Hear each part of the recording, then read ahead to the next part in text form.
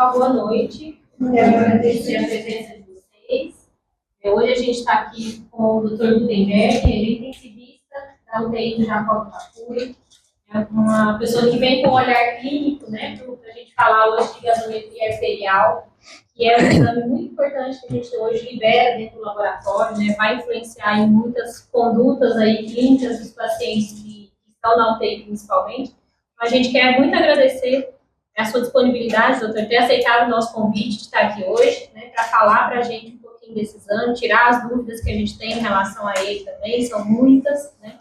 E a gente fica feliz que é alguém que tem esse olhar clínico, alguém que analisa esse exame diariamente, né. Aqui hoje a gente tem alunos de biomedicina e temos também biomédicos, profissionais do laboratório Engol, né, que lidam e liberam todos os dias esse exame também. Então, mais uma vez, obrigado por estar aqui. Que é isso. Tirar as nossas dúvidas e também poder passar um pouquinho de aprendizado para nós hoje. Que é isso, muito obrigado. Obrigada a todo mundo pela presença. O Gutenberg não sou eu. Eu sou Paulo, sou do Ivan. Tá. Primeiro de tudo, quero agradecer a todos vocês por estarem presentes, né? Cada dia essa noite. Temos um tema extremamente importante, né? Na prática hospitalar, na prática da rotina médica, do biomédico e tudo mais. Hoje, um excelente convidado, o Gutenberg, tem uma experiência monstruosa nesse assunto. Né? Tem muito a aprender com isso. Gostaria que todo mundo participasse, anotasse bastante, tirar essas dúvidas no final, porque vai ser muito bacana. Tá? Obrigado pela presença de vocês na conferência em Golf. Com a Jaqueline, temos muitos temas, muitas ideias, né, no decorrer do ano. E se vocês tiverem sugestões de temas também, gostaria que vocês repassassem, né? Procurar a gente no final do evento, alguma coisa assim, para tentar fazer alguma coisa mais na cara de vocês, tá? A ideia é que sejam eventos voltados para a prática, né? Para a prática clínica, para a prática do hospital, para as rotinas, e trazer pessoas que tenham vivência nesses assuntos. Né? Contando para o que acontece, vocês contam com essa colaboração e sugestões também. Obrigado, pessoal. Agora eu vou passar para o Gutenberg. Obrigado, Gutenberg. Eu sou o Gutenberg. Obrigado pela introdução. Você vê? Até parece que eu sou muito bom, né? Quando introduz assim. Mas quando o Paulo e a Jaqueline me chamaram e falaram que era gasometria e falaram são para bioquímicos, eu fiquei muito feliz. Porque eu tenho uma missão, porque eu tenho com todo perdão, tá? Eu tenho um pouquinho de trauma do bioquímico. Por quê? Porque eu trabalhei no hospital que tinha bioquímico 24 horas em loco e eles toda hora nos davam notificações de achados críticos. E um dia, num plantão muito duro, que eu fui deitar mais ou menos 1 da manhã, eu recebi uma ligação de um achado crítico. Eu tinha que ir lá na UTI para ver esse achado crítico e o hospital era muito grande, então eu tinha que andar assim uns 200 metros até chegar na UTI que eu dava plantão. Né? Então, tinha tido uma intubação, enfim, o achado crítico era uma gasometria com uma alcalose metabólica com pH de 7,48. Esse era achado crítico. Então, minha missão é não liguem para alguém com achado crítico de 7,48, é o que a gente vai aprender aqui hoje, tá? Então, assim, eu vou tentar ao máximo trazer alguma noção para bioquímica. O que eu sei de bioquímica, nada. Eu sou médico, o médico não sabe de bioquímica. A gente acha que sabe de alguma coisa, mas a gente não sabe. A gente acha que sabe de exames laboratoriais, mas vocês sabem mais do que a gente. Então, eu vou tentar trazer um olhar clínico, para que vocês, lá do laboratório, tentem entender um pouco mais do paciente do que do exame.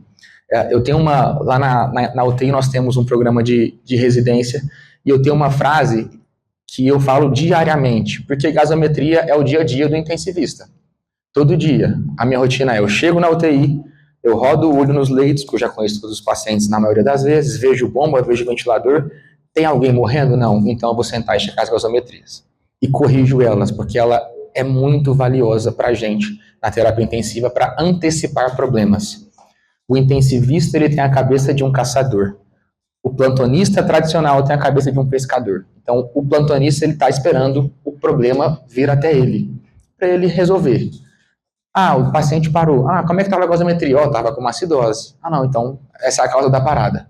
O intensivista tem uma acidose, vou corrigir agora antes que pare.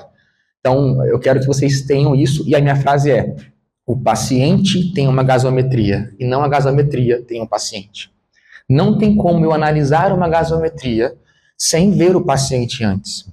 Porque a gasometria ela tem que conversar com o que o paciente me diz.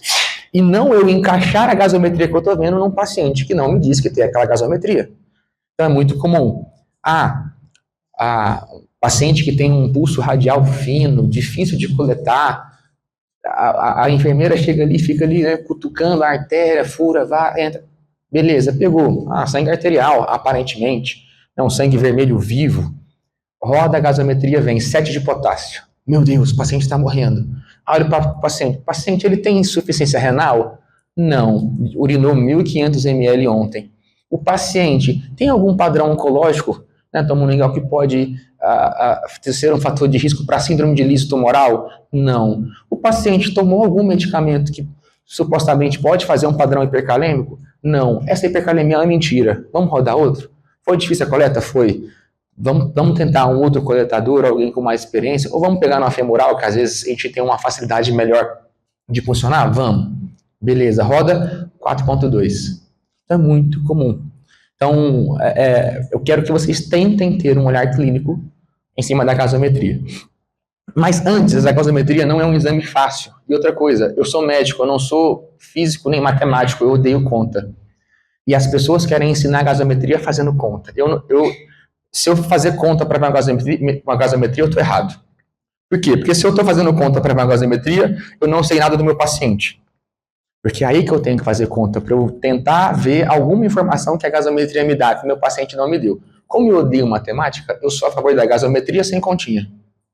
Interpretação, e não matemática. Mas para a gente interpretar a gasometria, a gente tem que entender o fundamento básico da gasometria. A gasometria é um exame que vai basicamente expressar para nós como que está o equilíbrio ácido-base do nosso corpo. E o equilíbrio ácido-básico, ele é composto por uma série de fatores. O principal fator dele é um sistema tampão. Como assim um sistema tampão? Nós temos vários sistemas tampões no nosso corpo. O sistema tampão nada mais é do que um sistema de equação química que vai trazer algum ponto de equilíbrio de duas questões. O equilíbrio ácido básico, o principal tampão que controla ele é o tampão do bicarbonato e ácido carbônico. Tá? É o principal. É uma reação de água mais CO2 que vai virar o ácido carbônico e ele desassocia em H+ e bicarbonato. Essa equação, tá vendo essas setinhas? Ela vai e volta. Como a gente aprende na química básica, e talvez vocês saibam muito mais do que eu, né? Talvez não, com certeza. Se eu tenho mais substâncias desse lado da equação, eu tendo a equação para a direita. Se eu tenho mais substâncias do lado direito da reação, eu tendo à esquerda, certo? Não falei nenhuma bobagem não, né? Se eu falar bobagem de química, vocês me corrigem. E essa equação é talvez o ponto central de equilíbrio entre os ácidos e bases do nosso organismo. Por quê?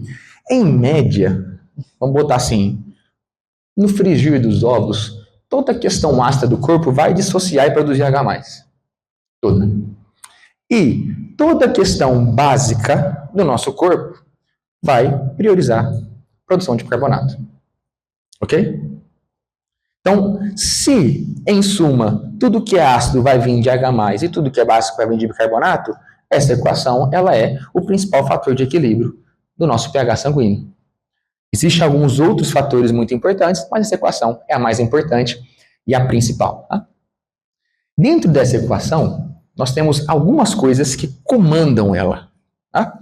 Então, esse lado da equação, que é o CO2 e a água, em especial o CO2, ele é controlado pelo pulmão. Esse lado da equação, que é o bicarbonato e o ácido carbônico, ele é controlado pelo rim e por outros tampões, em especial um órgão que não está aqui, mas é o trato gastrointestinal.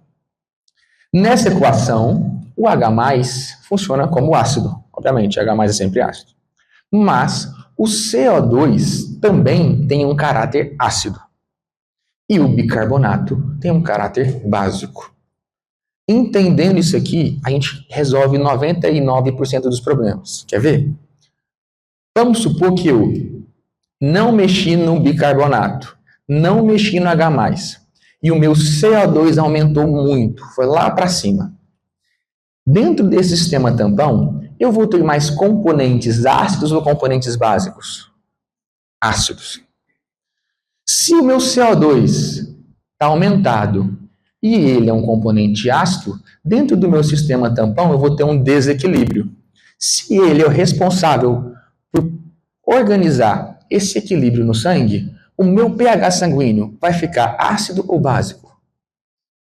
Ácido, né? Se eu aumentei o CO2, que é ácido, o meu pH fica ácido. Ótimo. Se quem controla o CO2 é o pulmão, isso é o quê? Uma acidose por conta do pulmão. O pulmão respira, certo? Então, uma acidose respiratória. Ponto. Ok? Ótimo. Se eu perder CO2 por algum motivo, o CO2 foi embora, reduziu, eu vou ter mais componentes ácidos ou mais componentes básicos? Básicos. Se eu tenho mais componentes básicos, meu pH sobe. Se o meu pH sobe, eu tenho alcalose. Se eu tenho alcalose, por conta do CO2, quem controla o CO2 é o pulmão, eu tenho alcalose respiratória. Não é difícil, né? Se o H+ aumentar por algum motivo, isso aqui que é o difícil, por algum motivo, isso vai gerar mais componentes ácidos ou mais componentes básicos? H+ é ácido. Ácido. Esse H+ pode vir de onde? De vários lugares. Pode vir do rim? Pode. Pode vir do rim. Pode vir de algum outro sistema de produção de ácidos aleatórios? Pode. Tanto endógenos como exógenos.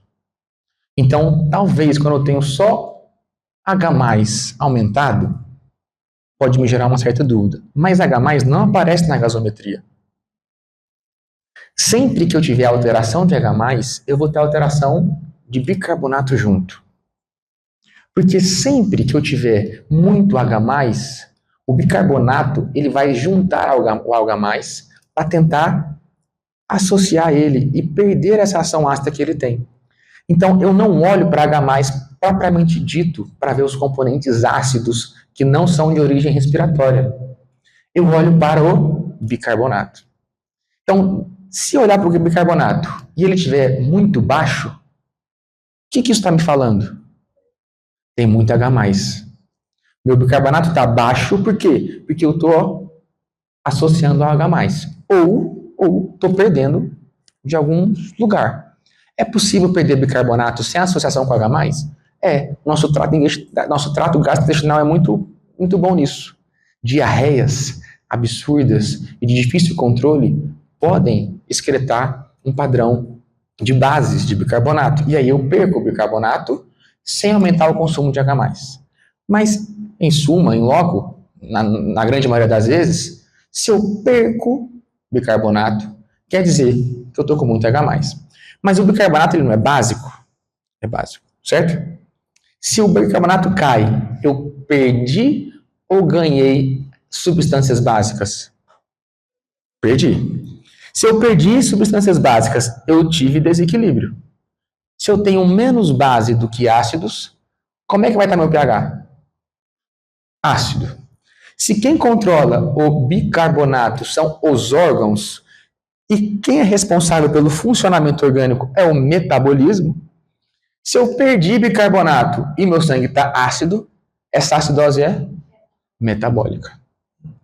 Agora, se meu bicarbonato sobe, eu começo a produzir muito bicarbonato, eu vou ter mais bases. Mais bases, meu pH vai subir. Se meu pH subiu por conta do bicarbonato, eu tenho alcalose. Se eu tenho alcalose por conta do bicarbonato, que sobe por conta de órgãos que trabalham em cima de um metabolismo, alcalose metabólica.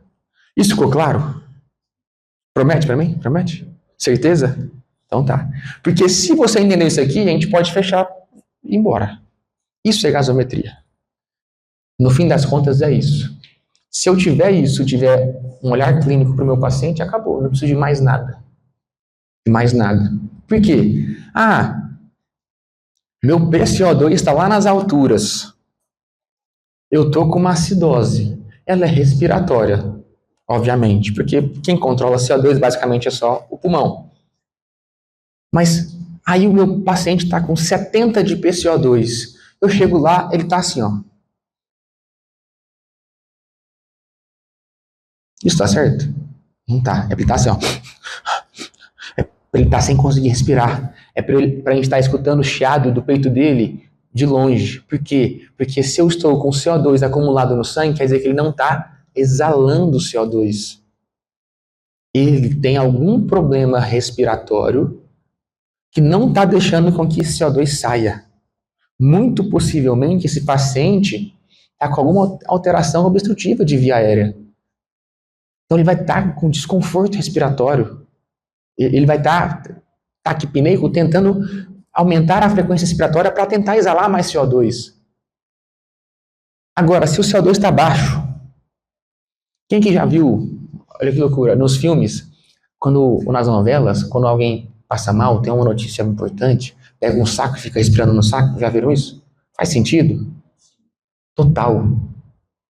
Porque se o paciente está ali ansioso com alguma notícia ruim, ele aumentou a frequência respiratória, certo? Se ele aumentou a frequência respiratória, ele vai exalar mais CO2, certo? Se ele está exalando mais CO2, o CO2 vai subir ou vai cair? Vai cair. Se o CO2 cai, ele desequilibra e faz o quê? CO2 é ácido. Eu perdi ácido, alcalose. Aí ele começa a respirar dentro do saco. O que ele vai fazer quando ele respira dentro do saco? Reinalar CO2 que ele está exalando. Vai retornar o equilíbrio ácido básico. Isso tende a normalizar a frequência respiratória. Na normalização da frequência respiratória, eu tendo a ficar mais calmo. Porque quem controla o bulbo, que é lá no bulbo tem um centro respiratório, que controla a nossa frequência respiratória. Quem controla ele? Alguém sabe? É a quantidade de CO2, não é a de oxigênio. Então, o meu bulbo ele responde ao CO2 e não ao oxigênio. Aí você pode pensar, mas o oxigênio que é bom, né? Nosso corpo é burro? Não, pelo contrário. Porque o CO2 é mais facilmente difundível pela membrana hematoencefálica, ou seja, o CO2 chega mais fácil no cérebro do que o O2. Então, se o corpo esperasse níveis de O2 para responder a aumento de frequência respiratória, eu ia estar numa hipoxemia muito severa. Então, oscilações pequenas de PO2, de PCO2, vão gerar maior produção de ácidos no centro respiratório. Isso vai estimular a frequência respiratória. É por isso que um paciente DPO-cítico, que é um retentor de CO2, e vai viver com CO2 a níveis supranormais, não pode receber oxigênio. Por quê? Porque ele vive em um padrão de acidose respiratória constante. O DPO-cítico, ele vai manter um nível de CO2 sempre um pouquinho mais elevado. Em consequência, como isso se torna crônico, o que o seu corpo faz? Começa a guardar mais bicarbonato. Então, o CO2 dele é um pouquinho mais alto, mas o bicarbonato também. Porque sempre que eu tenho um distúrbio respiratório, o meu metabolismo tenta compensar. E sempre que eu tenho um distúrbio metabólico, o meu respiratório tenta compensar. Qual que é o problema? Quando eu tenho um distúrbio metabólico, o respiratório compensa na hora. Em 30 minutos a 1 hora, eu já inicio a compensação respiratória. Quando eu tenho uma alteração respiratória, o meu metabolismo não consegue, nessa velocidade tão rápida, corrigir. Porque, basicamente, a correção respiratória é aumentar a frequência respiratória ou reduzir. Isso a gente faz fácil.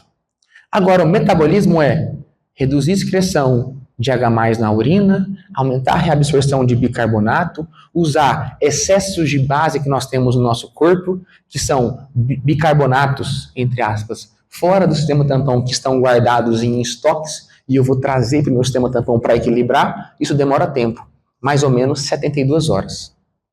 Como o DPOC vive cronicamente com o CO2 mais alto, ele vai lá e consegue levantar o bicarbonato. Então ele vive com um PCO2 levemente mais aumentado e um bicarbonato também levemente mais aumentado. O que isso vai fazer? O corpo dele, o centro respiratório, vai estar exposto a altas taxas de CO2 cronicamente. O corpo dele vai entender que esse é o novo normal e vai se acostumar. Por quê? Pensa comigo. Se o corpo dele entende que tem muito CO2 além do normal toda hora, o que vai fazer com ele? Ele vai viver em taquipneia. Mas o corpo dele entende, pô, meu PCO2 está alto e o meu dono está normal. Isso aqui é o meu normal. Vou parar de ser sensível a CO2. Aí ele começa a ser sensível ao oxigênio. Aí chega o paciente lá no pronto-socorro, DPO-cítico, com 70 de PCO2, que é um valor muito alto. Vocês vão ver agora. E ele é DPO-cítico, saturando 70%. Aí vai lá o doutor, bota máscara de oxigênio, abre 15 litros e ele sai de 70% para 100% de saturação. Ele chegou taquipneico, mas contactando com você. De repente ele fica bradipneico e entra em coma. Aí você fala, meu Deus, vou ter que entubar. Entubei. Aí o doutor fala, essa DPOC é uma merda, né? Não, uma merda é você, doutor. Porque ele foi pro tubo por sua causa. Porque o centro respiratório dele não é mais sensível a PCO2 e a O2. E o que você fez? Jogou oxigênio lá em cima. O que o centro vai entender? Estou me afogando de oxigênio, para de respirar. Aí ele já estava com bronquiespasmos, ou seja, o brônquio pulmonar dele estava fechado pela DPOC exacerbada.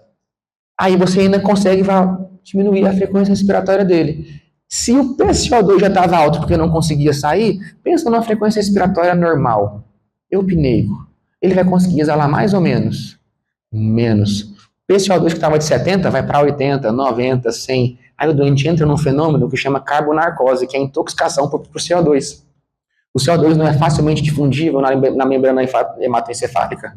Ele vai lá para o cérebro, agrupa no cérebro e desliga o cérebro. Então ele faz coma por hipercapnia, aumento de CO2. E quem que fez isso? Foi a doença? Não, foi o mau manejo do doutor.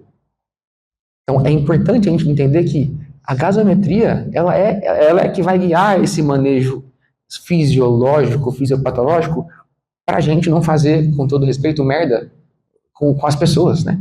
Porque as pessoas são os amores da vida de alguém. Então, se eu vou lá e faço isso, eu estou matando o amor da vida de alguém. É uma responsabilidade muito grande. Se vocês no laboratório não identificam um achado crítico desse, o amor da vida de alguém vai atrasar em ser corrigido. E talvez ele morra porque, não, esse PCO2 aqui vai matar ninguém não? Vai. Esse bicarbonato aqui não vai matar ninguém não? Vai. Detalhe, antes de eu passar. Eu falei em algum momento sobre valores de pH? Não. Por quê? Porque acidoses e alcaloses não estão ligadas ao valor do pH, e sim ao desequilíbrio ácido-básico. Como assim? Quando eu falo acidose ou alcalose respiratória, eu estou falando de alteração exclusiva de CO2. E essa alteração vai gerar se subir acidose e vai gerar se cair alcalose. Mas o meu pH pode estar normal. Por quê? Porque eu posso ter um contrabalanceamento do meu metabolismo. Isso quer dizer que está tudo bem? Não. Está tudo mal. Estou com uma acidose. Se o meu bicarbonato cai, eu tenho uma acidose metabólica. Se o meu bicarbonato sobe, eu tenho uma alcalose metabólica. Mas eu posso ter meu pH normal. Tá tudo bem? Não, não tá tudo bem. Então a gente não olha o pH para falar sobre acidose. A gente olha o bicarbonato e olha o CO2. Então, para que a gente olha o pH? Para falar sobre acidemia. O meu sangue, se eu colocar lá no reagente do laboratório de vocês, vai dar um pH menor ácido, que para a gente aqui é menor do que 7,35. Ou um pH básico, que é maior do que 7,45. Mas eu posso ter um bicarbonato muito baixo, de 10. É um bicarbonato muito baixo. com um paciente compensando com CO2 de 20, que é muito baixo. E o meu pH está 7,38. Vocês vão ligar para o doutor para falar achado crítico? Vão. E talvez eles saibam menos que vocês. Pô, o meu pH está normal. É, doutor, mas o bicarbonato está de 10 e o seu paciente está com PCO2 de 20. Como é que ele está? E ele vai parar a qualquer momento por acidose metabólica. Porque um bicarbonato de 10 é um bicarbonato muito baixo. Não está gerando acidemia, porque meu pulmão está trabalhando. Mas é uma alcalose gravíssima que logo, logo ele vai parar. Entendido? Estamos na mesma página? Se não tiver, eu vou mais devagar. Tá bom? Tá bom? Vocês estão com a cara meio assim? Tá muito ruim ou não? Um pouquinho, né? Além do controle acidêmico pelo sistema tampão ácido básico, existe um controle paralelo, que é um controle baseado não em substâncias, como é que eu vou dizer? Eu não sou tão bom químico. Não em substâncias conjugadas, vamos dizer assim, não lembro mais como é que chama isso, mas nelas soltas, que são os nossos íons, né? Então, o controle desses, na verdade, ânions, né? Porque é independente da carga, também geram alteração acidêmica ou alcalêmica. Não é só o sistema tampão. E tem um conjunto de ânions que geram esse controle de maneira importante, paralela ao sistema tampão. Então, tão importante quanto olhar o pH, o CO2 e o bicarbonato, é eu entender o anion gap. Ok?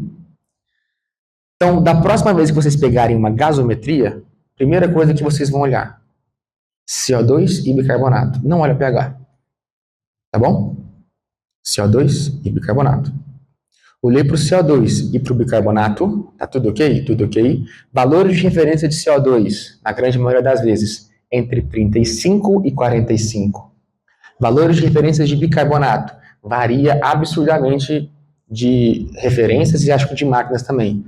Mas já vi entre 21 e 26, já vi entre 22 e 26, já vi entre 23 e 26, algumas com 24, 28, mais ou menos nesse padrão. Em suma, olhem a máquina que vocês trabalham, ou então considerem que valores abaixo de 21, 20, com certeza estão ácidos.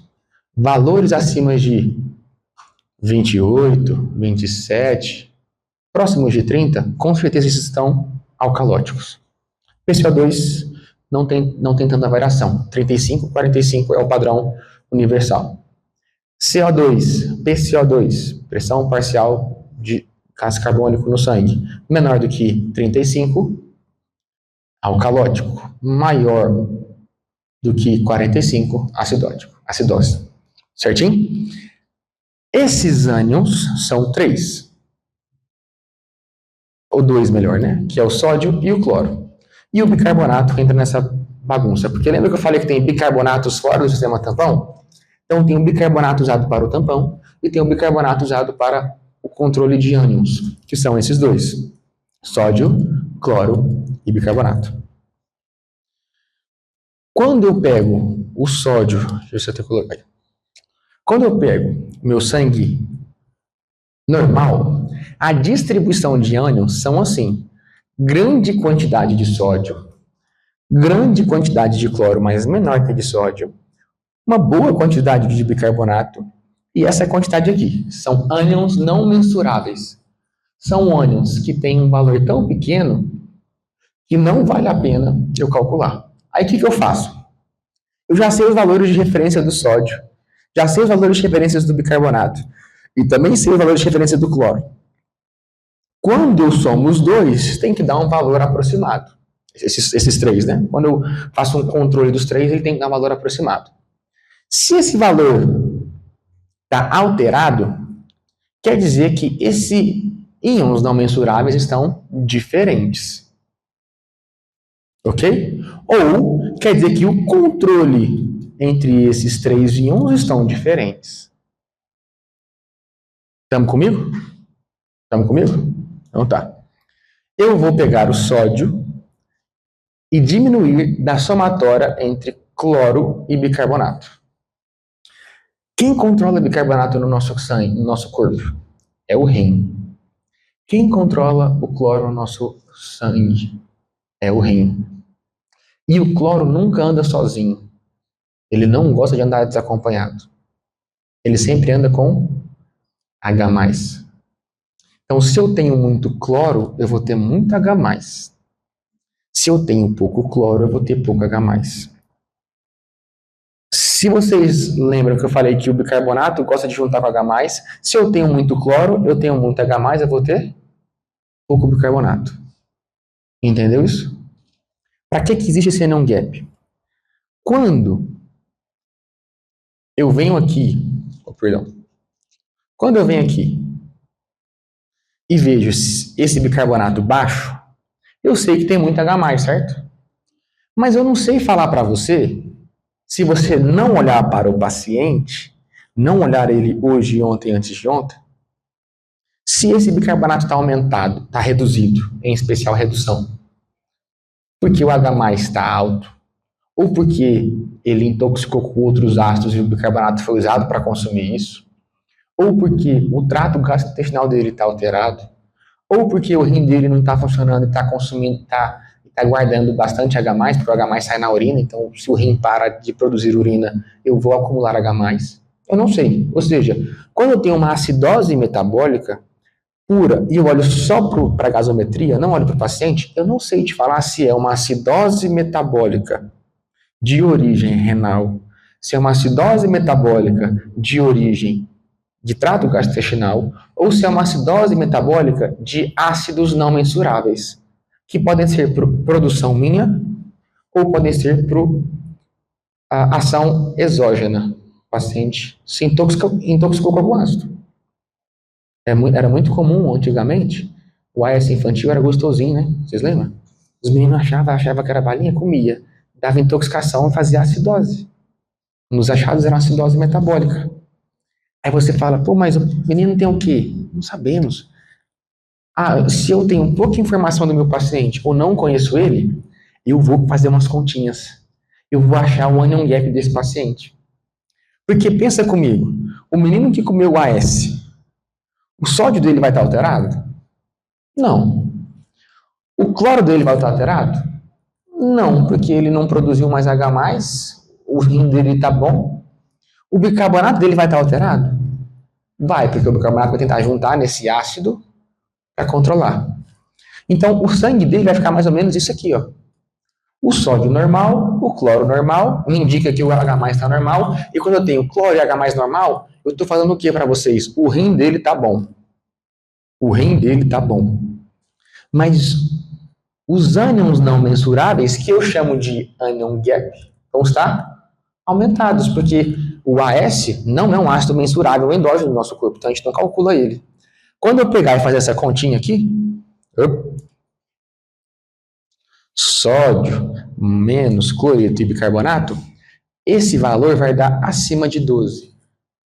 E agora com água sanitária? Bebeu? Também, qualquer ácido exógeno, o anion gap vai dar aumentado. Por quê? Porque é um ácido que não é tipicamente de nenhuma reação bioquímica do nosso corpo. Então esse ácido não vai entrar no sistema tampão, ele não vai entrar nesse controle de íons tradicionais e não vai desequilibrá-los. A única coisa que o seu corpo vai fazer é doa bicarbonato para conjugar nesse ácido e equilibrar, porque senão eu vou morrer. Então, o bicarbonato vai ser consumido. Se eu reduzo o bicarbonato, essa somatória aqui vai dar um número menor, certo? O sódio não mudou, então sódio menos esses dois em um número menor, isso vai estar elevado. Anion gap elevado está me indicando que o ácido não é meu, é de alguém. Esse alguém pode ser o eu ruim ou o eu externo. Como assim eu ruim? Eu posso errar só um pouquinho agora, mas 80% dos pacientes em leito de terapia intensiva têm uma doença em comum, chama sepse. A sepse é uma condição de má perfusão, basicamente. É uma condição de uma resposta inflamatória exacerbada que, se não controlada, vai começar a me dar uma alteração perfusional. Ou seja, esse descontrole inflamatório vai começar a gerar mas um monte de liberação de citocinas que geram alteração vascular. Alguns vasos vão ficar vasodilatados e outros vasos vasoconstritos. Essa alteração capilar em leito de vaso normal e vaso constrito vai gerar uma distribuição errática de sangue, certo? Isso vai gerar um tipo de choque. Quando eu falo choque no corpo humano, eu estou falando de desequilíbrio entre oferta de oxigênio e consumo. Se eu tenho uma distribuição ruim do sangue, eu vou ter uma distribuição ruim do oxigênio. Essa distribuição ruim do oxigênio vai gerar um desbalanço entre a oferta. Eu vou reduzir a oferta. E o consumo do doente que está infectado é alto ou baixo?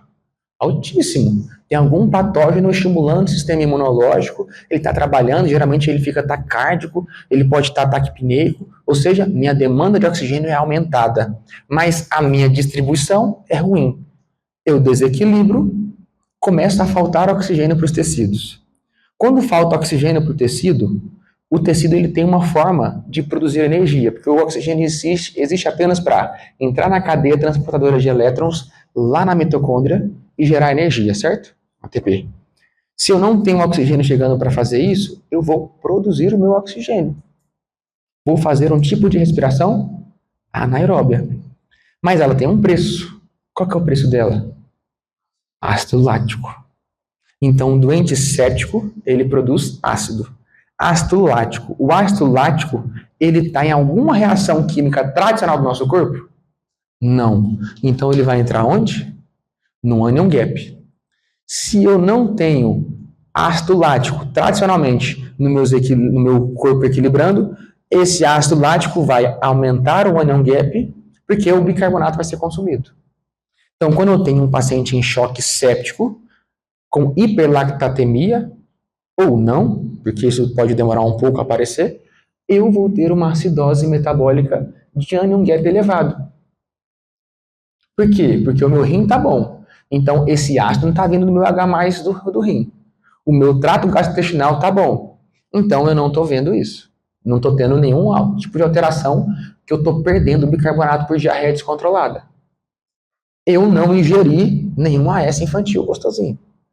Pô, mas eu estou com o meu paciente com a pressão 4/2, com uma pneumonia burral, com leucócito de 35.000, com PCR de 500, entubado, usando noradrenalina a 0,8 micrograma quilo minuto, associada à vasopressina, que são medicamentos vasoconstritores. Ele vai fazer respiração anaeróbia, ele vai produzir ácido, o que vai acontecer com ele? Acidose metabólica. Se eu estou vendo esse doente à beira-leito, pego a gasometria, vejo bicarbonato de 18, de 15, de 14, pH de 7,2, eu preciso vir calcular o anion gap para saber que esse anion gap é aumentado? Não preciso, porque eu estou vendo o doente. Lá no laboratório, é difícil vocês verem doente. Então, o que vocês vão fazer? Continha. O anion gap desse paciente aqui está aumentado. Vou já ligar para o doutor e falar, doutor, achado crítico. Uma acidose metabólica em anion gap aumentado. Dependendo do doutor, ele fala assim, o quê? O que é isso?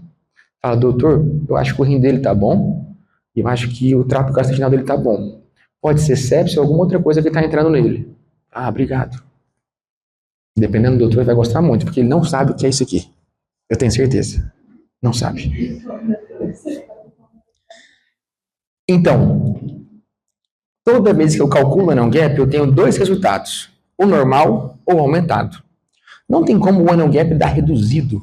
Muito difícil. Por que não tem como? Porque o anion gap é a diferença de ânions que eu mensuro. Se os ânions que eu mensuro estão todos reduzidos, eu tenho um distúrbio geral de todos os eletrólitos do meu corpo. Talvez o paciente já está morto. E isso não vai me dar valor de interpretação. Porque eu quero saber se está normal ou aumentado. Porque se ele está normal, eu sei que o problema é meu. Alguma coisa intrínseca a mim de funcionamento normal está estranho. Se está aumentado, não é meu. Ou eu estou ingerindo ou produzindo alguma coisa anormal. Certinho? Conseguiram entender isso aqui?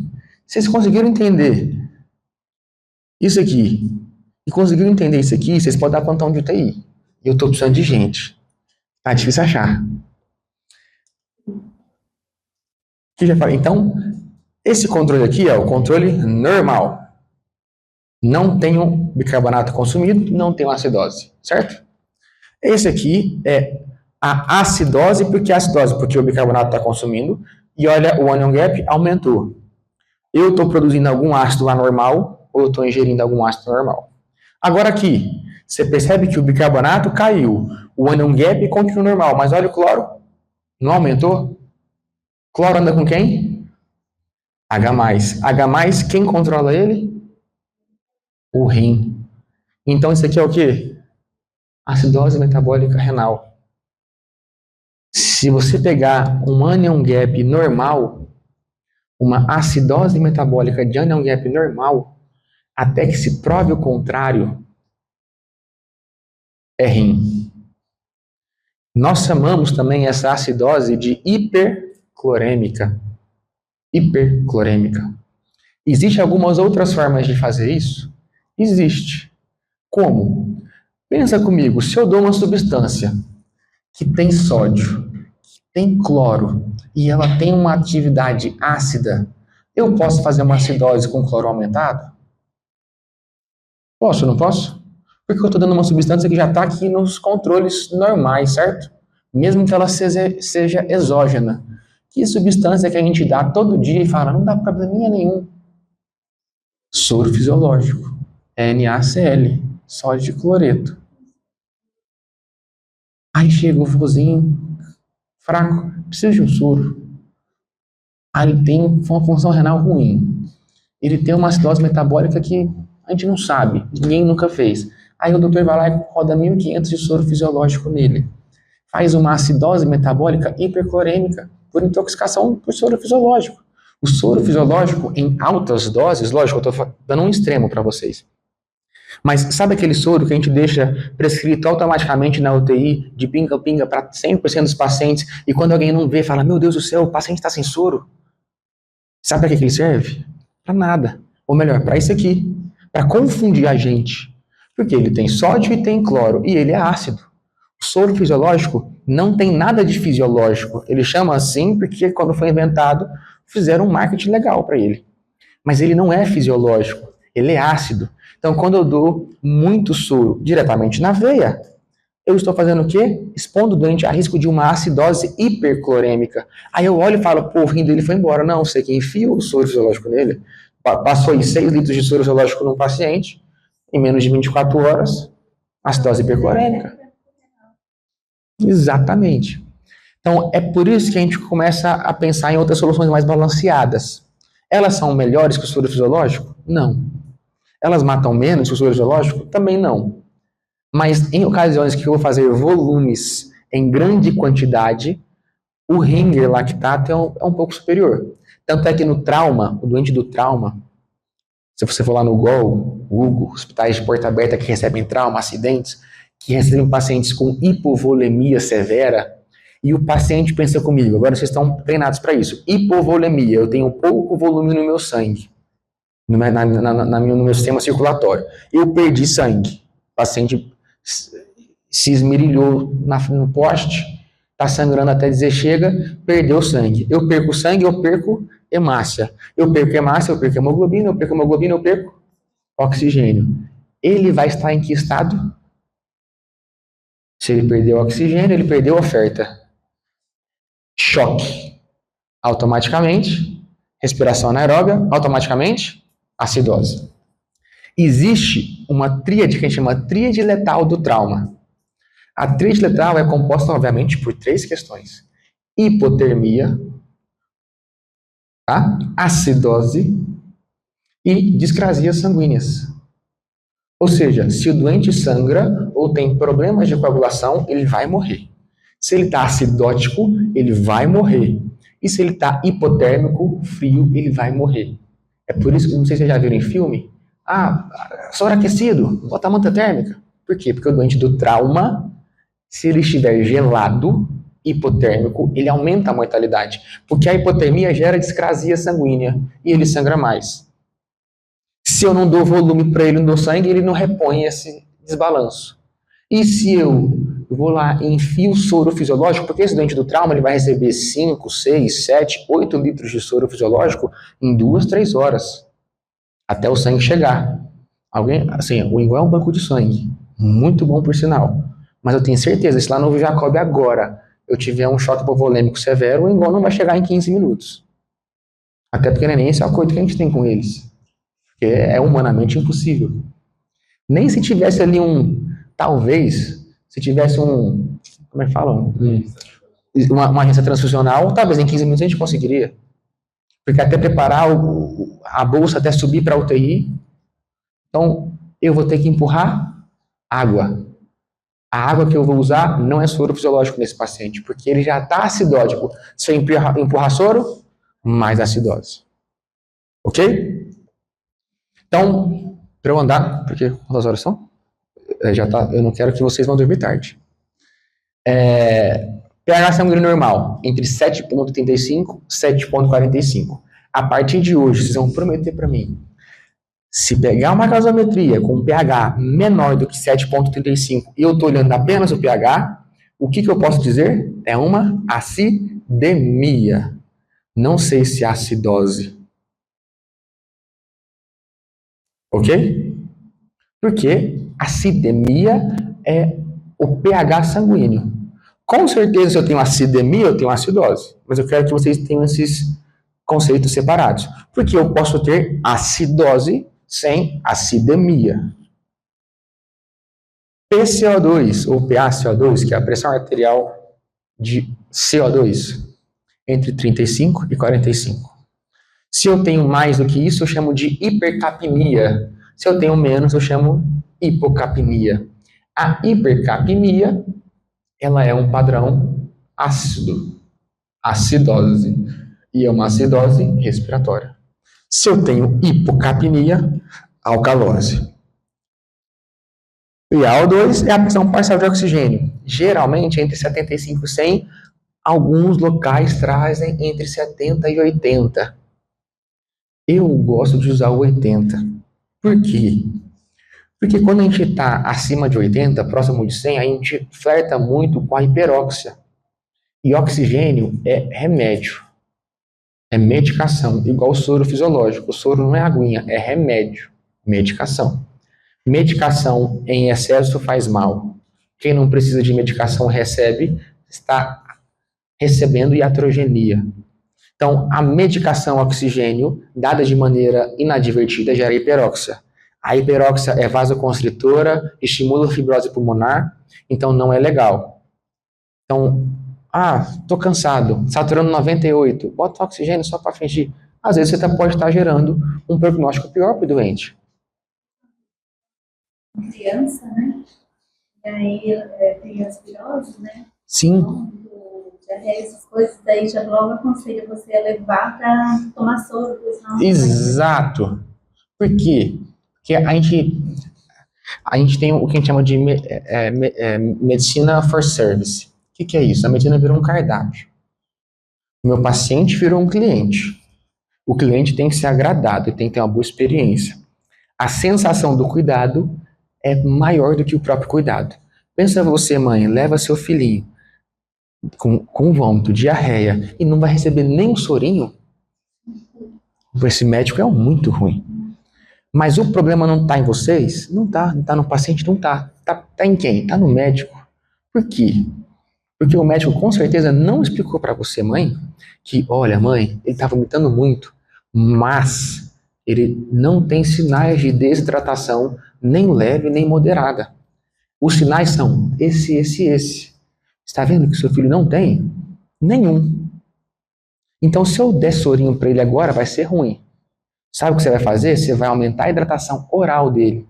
Você vai dar água, tantos ml por dia, você vai dar um soro fisiológico oral, que tem um padrão de hidratação maior e uma ação metabólica muito menor, não faz acidose pré-clorêmica, o soro oral, muito difícil, e ele vai ficar bem hidratado.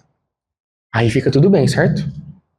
Se tem um médico que tem esse cuidado, esse carinho, a mãe, não, o doutor sabe o que ele está fazendo. Mas se ele piorar, você traz aqui que eu furo o bracinho dele e a gente bota um soro. Porque às vezes é necessário. Tudo bem? Tudo bem. Mas o que eles fazem? Não precisa de soro, vai embora. Nossa, esse médico é ruim demais. Nem um soro passou. É igual na virose.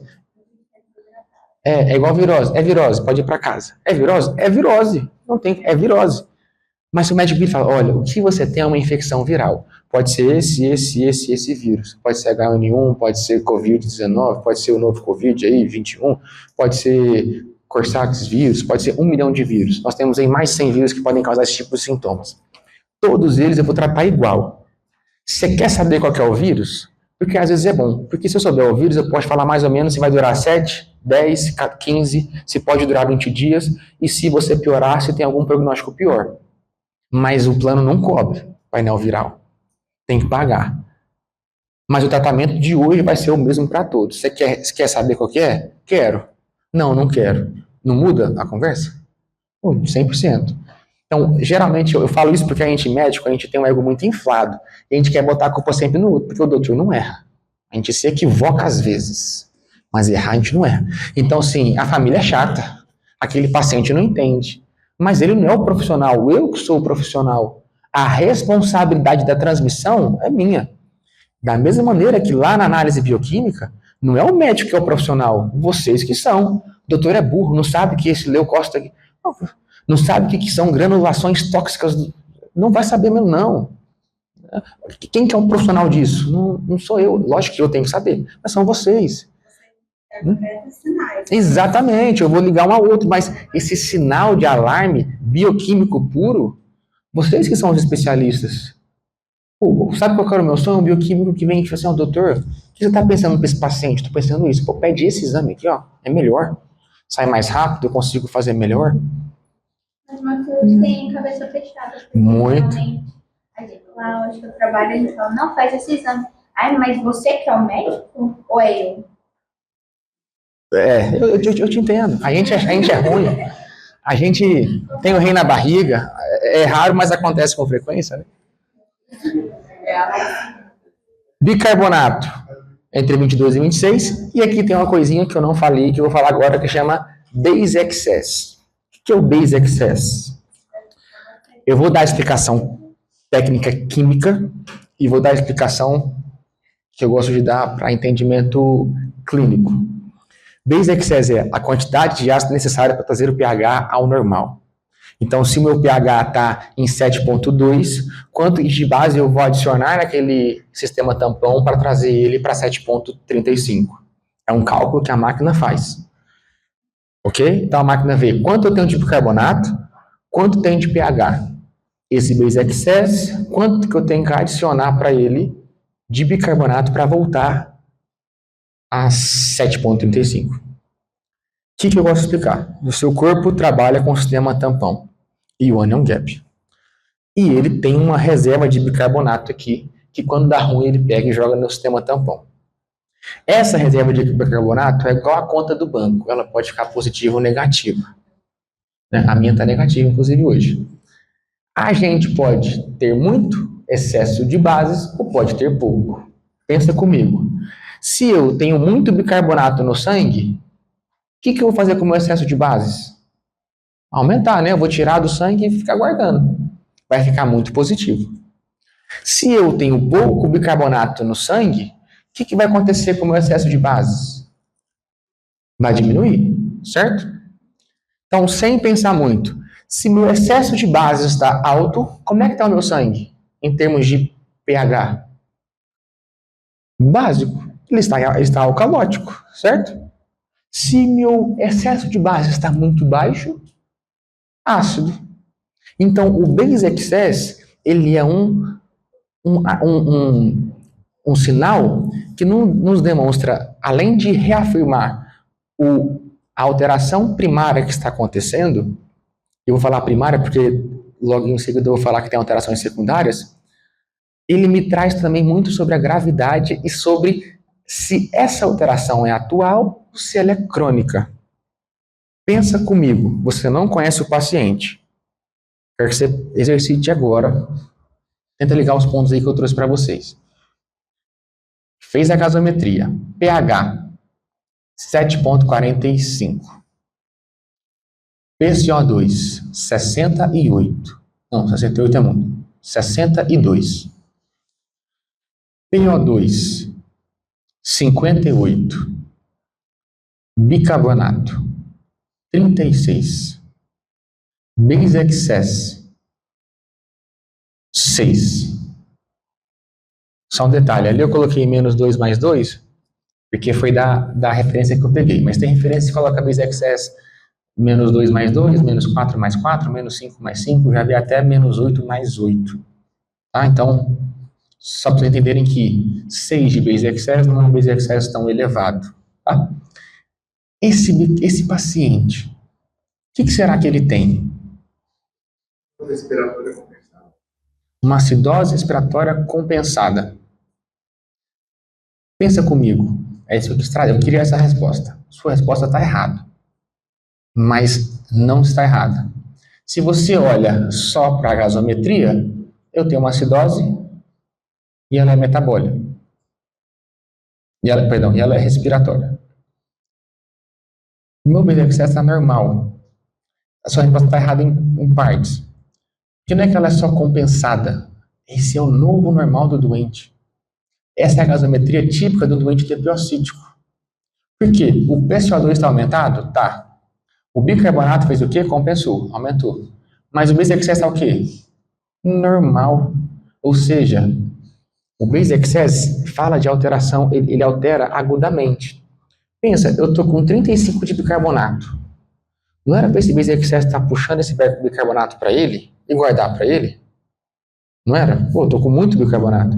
Mas eu estou cronicamente ácido. O que ele faz? Não, então resolve vocês aí, ó. Resolve bicarbonato de CO2? Resolve.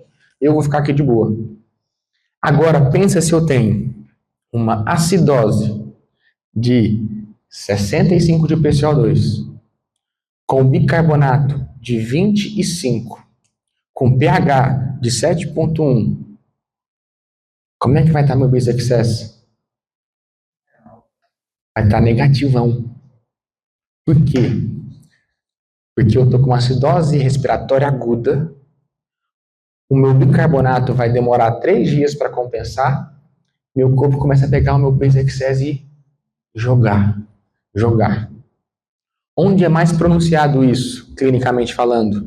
Nas acidoses metabólicas renais ou nas acidoses metabólicas sépticas, onde o doente faz um pH muito baixo, onde ele tem uma acidose muito grave, bicarbonato de 10, eu tenho base excess de menos 20, menos 30, eu já peguei base excess de menos 35. O que isso quer dizer? O base excess entregou tudo que ele tinha de bicarbonato e ainda pegou em outros lugares, peguei empréstimo, estou negativo. Eu fiz tudo que eu pude, o meu máximo. A gente vai lá e dá um bicarbonatinho para o paciente, a gente coloca na diálise, a gente entra com antibiótico, a gente coloca droga mais ativa, melhora a perfusão, aí vai melhorando. Conseguimos entender? Então tá bom. Já vou parar que eu já vi que tem muita gente bocejando. Calma aí. Na verdade, acho que já acabou. É isso. Porque essa aula aqui eu fazia para alguns estudantes de medicina e eu botava algumas questões de prova depois. Antes de abrir para perguntas, eu quero só entender. Todo mundo entendeu o que é um sistema tampão? Sim? Todo mundo entendeu quem que é responsável pelo CO2 no sistema tampão? Quem é responsável pelo bicarbonato no sistema tampão? CO2 ele é ácido ou ele é básico? Ácido. Bicarbonato ele é ácido ou ele é básico? Básico. Anion gap, bicarbonato é básico. Anion gap serve para quê? Para diferenciar se a acidose metabólica é problema meu, se ele é rim. Quando ele for rim, geralmente vai ser hiperclorêmica, ou se ele é externo, normoclorêmico. Quando eu falo acidose metabólica normoclorêmica, cloro está normal, anion gap aumentado. Quando eu falo acidose metabólica hiperclorêmica, anion gap normal. Entendemos? Como o tempo é assim, e dá para não ficar muito chato, existem as compensações, rapidamente para a gente acabar. As compensações problemáticas que se tornam um distúrbio associado secundário. Vamos supor que eu tenho uma acidose metabólica grave, 10 de bicarbonato, 7,1 de pH. Qual que é a resposta esperada? Taquipneia, certo? Ou seja, eu estou muito ácido. O que o meu corpo quer fazer? Tirar todos os ácidos que eu consigo tirar. Qual que é o ácido mais fácil e mais rápido de tirar do meu corpo? CO2, porque eu mandei ele respirar rápido. Ele respira tão rápido, tantas vezes, e o médico demora tanto para corrigir a acidose, que essa correção começa a ser muito grave. E ao invés de eu ter uma acidose metabólica corrigida, compensada, eu passo a ter uma alcalose respiratória associada. Lembra que eu falei que a acidose e a alcalose não tem nada a ver com pH? Meu pH vai estar de 7,1, de 7, 6,8, que é pH gravíssimo, pré-morte, pré-parada. Mas ele vai estar alcalótico, porque no equilíbrio ácido básico, ele perdeu tanto o bicarbonato como o CO2. Então, o componente metabólico está gerando acidose metabólica. E o componente respiratório compensou tanto que está gerando alcalose respiratória. E o inverso também é real. Eu posso ter um distúrbio respiratório que se prolongue por tanto tempo, como, por exemplo, uma hipercapnia tão grave e tão crônica, que eu gere uma alcalose metabólica para tentar corrigir isso. Então, eu corrijo e gero 2 distúrbios em um. E aí, meu pH vai estar como? Não sei. Pode estar normal, pode estar ácido, pode estar básico. Então, ele pode estar normal, pode estar com acidemia ou alcalemia. Por isso que eu estou falando, e repito, não olhem para o pH apenas para dar um resultado de achado crítico. Vocês agora estão capacitados para olhar para o CO2 e para o bicarbonato, independente do valor de pH, falar, pô, isso aqui é crítico. Isso aqui é um achado gravíssimo. pH está normal. Tô nem aí. Olha isso aqui, 10 de bicarbonato. São um adendo, valores críticos que são de grande atenção. Quando a gente fala acidose grave, nós estamos falando de acidose menor do que 7,2. São consideradas acidoses graves. Valores de bicarbonato que nos chamam bastante atenção, menores do que 14 ou 16, depende da referência. Mas, em suma, bicarbonato menor do que 14 é gravíssimo. Isso, independente do pH, vai dar problema. E PCO2 vai depender muito do doente. Os etiocíticos chegam a níveis de CO2 inacreditáveis e ficam bem. Mas, geralmente, valores acima de 62 são valores que a gente se preocupa. Por quê? Porque, às vezes, eu vou ter um doente em SARA grave, todo mundo sabe o que é SARA? Síndrome da angústia respiratória. É um distúrbio respiratório que várias infecções pulmonares podem fazer, que é deixar o pulmão tão ruim, que ele fica podre, digamos assim. E aí, a SARA grave, em especial, quando o doente está entubado, geralmente toda SARA grave vai para o tubo, fica muito difícil de ventilar o paciente. E dificuldade de ventilar ele é dificuldade de controlar CO2. Então, a gente faz um padrão que chama hipercapnia permissiva. Eu vou deixar o PCO2 mais alto, tudo bem. Por quê? Porque se eu for mexer no ventilador mecânico para deixar o PCO2 normal, eu vou forçar tanto o pulmão que eu vou piorar a lesão pulmonar. Então, valores até 62 de PCO2, alguns lugares 65, com um pH até 7,2, eu não faço nada. Então é importante por quê? Porque quando você vê 7,2 de pH, 7,22, 23, 24, com PCO2 de 60, 62, 58, Você pode entender que, será que esse paciente está com SARA grave? Liga lá, doutor, esse paciente tem algum padrão de pneumopatia grave, SARA grave? Tem. Vocês estão fazendo com ele hipercapnia permissiva? Estamos. Então, ok, a gasometria está esperada. Não, não estamos. Então está ruim. Ele está piorando. Certo? E PO2 menor do que 60 também é um achado de hipoxemia severa. Mas para hipoxemia, é muito importante dentro da gasometria a gente fazer uma relação, chama relação PF. Relação pressão de oxigênio comparada a FiO2, fração inspirada de oxigênio. Então eu pego o valor de oxigênio da minha gasometria, do meu PO2, sei lá, 80, e divido pela quantidade de oxigênio que está tendo aqui agora. Valores menores do que 150 são gravíssimos. Relação PF menor do que 150. Valores menores do que 300 indicam insuficiência respiratória. Acima de 300, esse paciente está teoricamente estável. São achados que vocês têm que ter.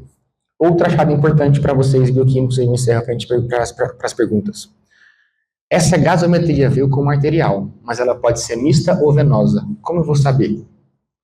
Primeiro, relação PCO2 e PO2. Numa gasometria arterial, até que se prove o contrário, eu tenho que ter mais oxigênio do que gás carbônico. A não ser um depiocítico grave em algum tipo de descompensação, porque aí ele pode ter 50 de PO2 e 70 de PCO2.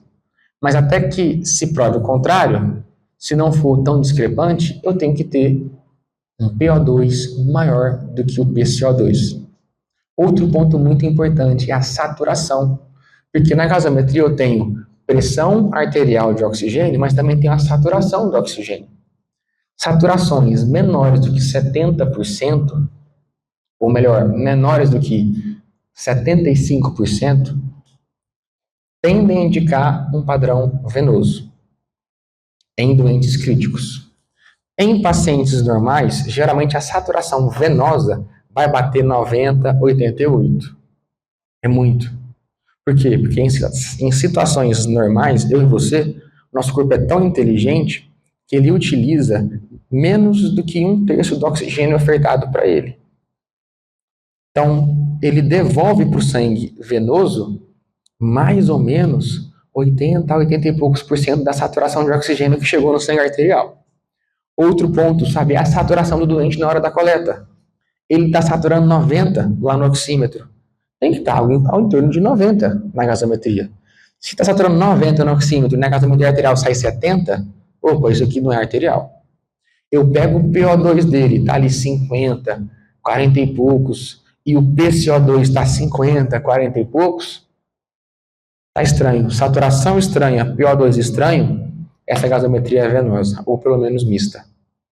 Pede para cá recoletar. Mas eu tenho que ter a clínica do doente, ou melhor, saber quem que é o meu doente. Esse doente está muito ruim? Está muito ruim. Então essa gasometria possivelmente pode ser arterial mesmo. Ele tá muito ruim. Não, ele está muito ruim, não. Saturando 95%. Pô, ele veio saturando aqui 70%. É arterial mesmo? É arterial, não, coletei bem. Coletou fácil. Mas tem coletas de gasometrias que são fáceis, mas na hora da coleta tem algum vaso venoso próximo, na trajetória, e contamina ali aquela amostra com sangue venoso. Faz uma mista. E aí fica nem lá nem cá. Então, sempre que pegar uma gasometria muito estranha em relação a PO2, saturação, e relação PO2-PCO2, liga a pergunta, como é que está o doente? Qual era a saturação quando foi coletada? Isso aqui é venoso. Fechou? Deu certo? Deu certo? Foi bom? Mais ou menos? Alguém tem alguma pergunta?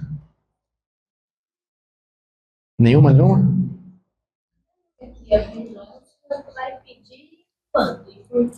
A gasometria venosa, aí eu vou te falar do meu contexto, terapia intensiva.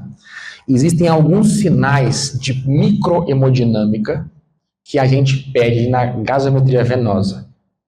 Quais sinais? Saturação venosa, a gente pede, mas aí é saturação venosa central. O que é isso? Eu tenho que coletar o sangue venoso de algum acesso central. e acesso superior.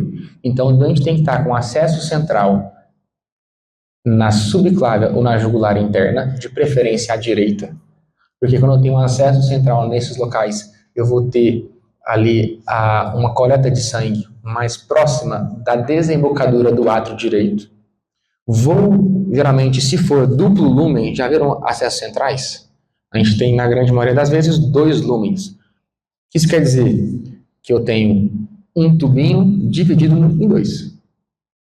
Esse tubinho dividido em 2, um é proximal, o outro é distal. Como assim? Um sai lateral, o medicamento que está infundido sai lateral, o outro sai na ponta. Eu vou no lumen distal, o da ponta, lá mais próximo do coração, e coleto esse sangue. Esse sangue, ele tem um padrão de CO2 e de saturação venosa central. O padrão de saturação venosa central é um valor acima de 70%. Lembra que eu falei que o nosso corpo é inteligente, que ele usa só 1/3 do oxigênio ofertado? Se eu pego o sangue venoso e a saturação dele está muito baixa, menor do que 70%, isso me indica um alto consumo de oxigênio.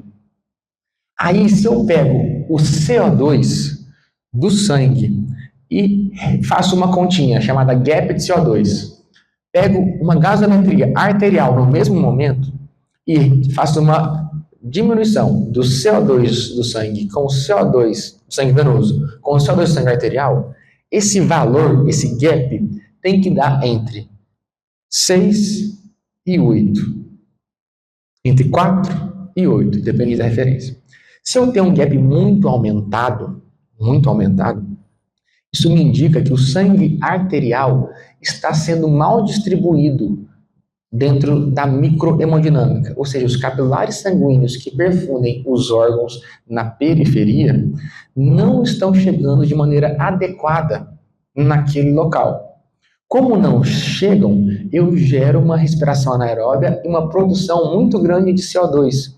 Esse CO2 fica acumulado ali no tecido local e não é desembocado de volta para o sangue venoso. Então o gap fica muito grande.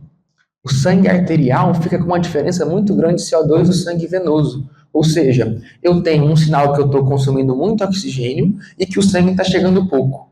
Aqui eu tenho um estudo microhemodinâmico de má perfusão. Muito possivelmente, quando eu tenho esses dois achados juntos, saturação venosa central baixa com gap de CO2 alto, eu tenho uma má perfusão de origem cardíaca. Ou seja, não estou recebendo oxigênio, estou consumindo tudo que eu tenho. E não estou recebendo sangue, porque eu estou acumulando CO2 aqui e não estou conseguindo nem liberar o CO2 no sangue venoso. Faz sentido? Geralmente isso é o quê? Problema de bomba, coração. E geralmente esses achados antecedem a clínica. Então, a gente gosta muito de fazer o que chama gasopareada. Quando vocês verem lá gasopareada, uma gase é arterial, outra é venosa, coletadas no mesmo momento.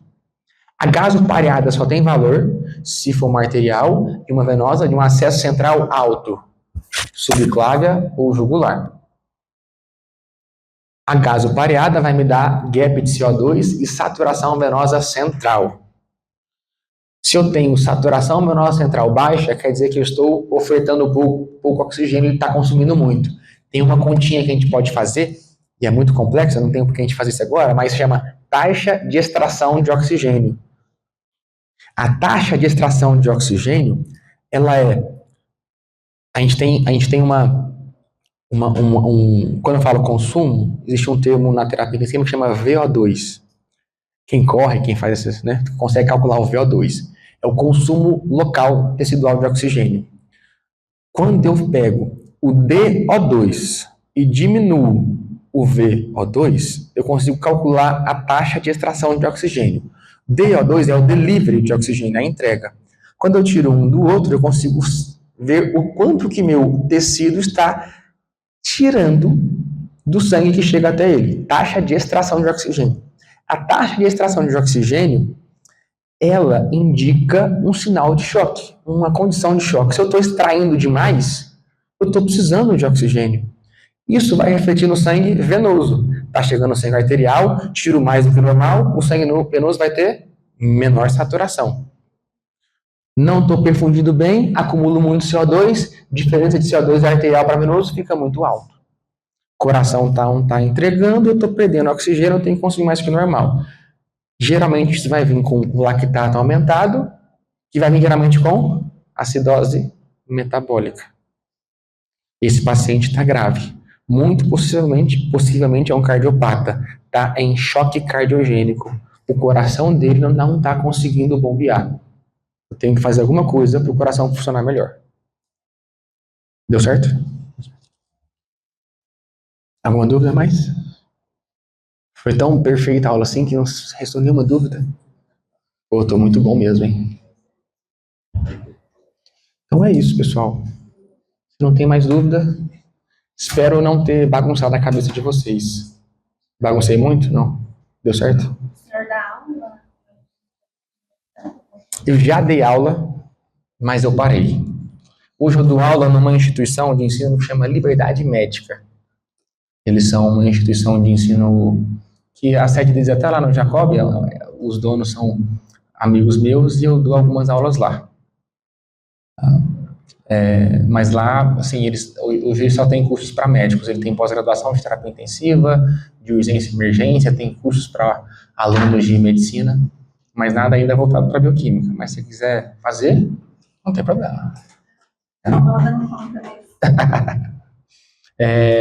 Assim, o que eu tenho hoje, o meu Instagram, eu produzo um conteúdo lá mais voltado para uma outra área. Segue aí, Gutenberg, é difícil falar meu nome, né? .ols é o meu Instagram. Lá não tem nada a ver o que eu converso lá do que aqui, tá? Lá eu converso sobre uma outra especialidade minha que é a morte, basicamente. Como eu sou intensivista, e aí eu fui lá, Gutembergul, bem abrasileirado. Meu pai quis dar um nome, a minha avó, que eu sou júnior, quis dar um nome estrangeiro, e geralmente Gutenberg é G mudo, né? Aí ela falou no cartório, Gutenberg. Aí o cara colocou Gutenberg. Não tem H. G-U-T-E-M.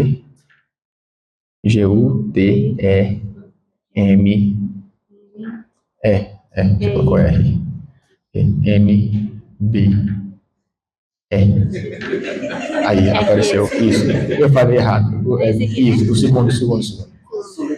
Soletrando. A gente vai estar no Instagram do Igor também. Pronto, aí. Mais fácil. Gutenberg.olive. Lá eu falo muito sobre a morte. Como eu sou intensivista, trabalho perto da morte, inventei de fazer pós-graduação em cuidados paliativos, que, né? Três amigos meus. Aí sim, tá vendo? Amigos inteligentes.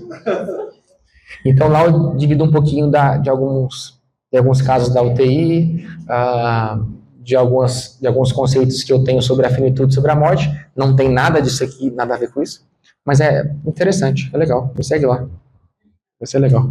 Mais filosófico do que técnico, mas é isso. Acabamos?